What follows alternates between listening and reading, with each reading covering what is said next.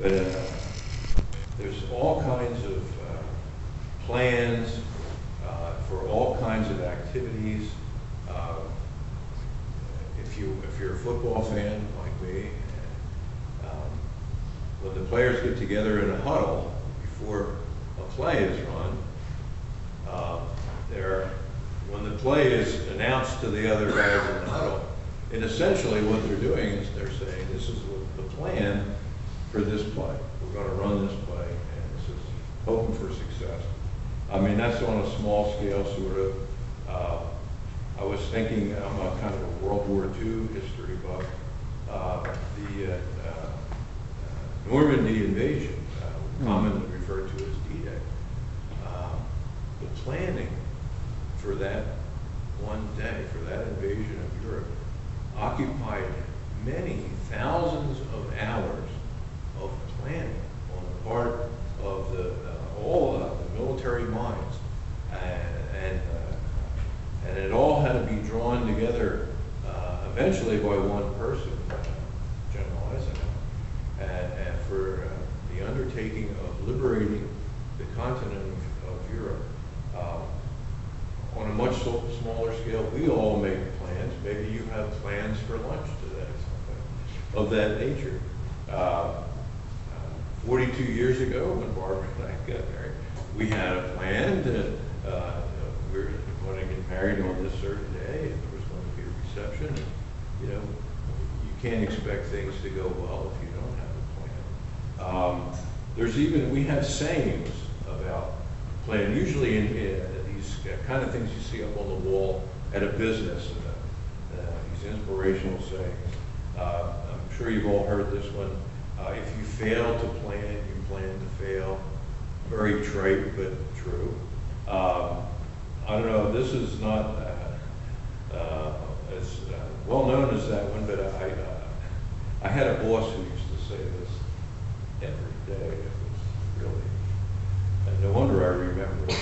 A plan without a goal, or a goal without a plan, is only a dream. And the idea is if you don't, how do you gauge success if you don't have a plan to show you where you were and where you are now? And actually, it's invaded, the idea of plan, it's invaded poetry. Robert Burns, famous Scottish poet, you'll recognize this line, the best laid plans of mice and men often go astray. And so we're very well acquainted with the idea of plans. And so is God. God has a plan. I'm sure the creation of the heavens and earth, God had to take a little time to think about how he was going to do it and order it and how it was going to come off. And the scripture is full of things that tell us about God's ability to plan. But the most important thing and the greatest plan that God devised was his plan for the salvation of mankind. And now that's the big picture. The small picture is the salvation of you, the salvation of me as an individual. And God, I'm sure, gave it a lot of thought. There's a quote here from that I want to read.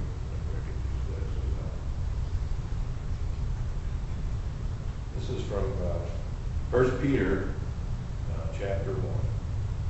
It says here, "For you know that it was not with perishable things such as silver or gold that you were redeemed from the empty way of life handed down to you from your forefathers, but with the precious blood of Christ, a lamb without blemish or defect. He was chosen before the creation of the world, but was revealed in these last times for your sake. Through him you believe in God, who raised him from the dead and glorified him, and so your faith and hope are in God. This was always planned." Some people have put forth an idea that this was like plan B for God. The plan with the chosen people of Israel didn't work, so God had to scramble to make up plan B. No, this was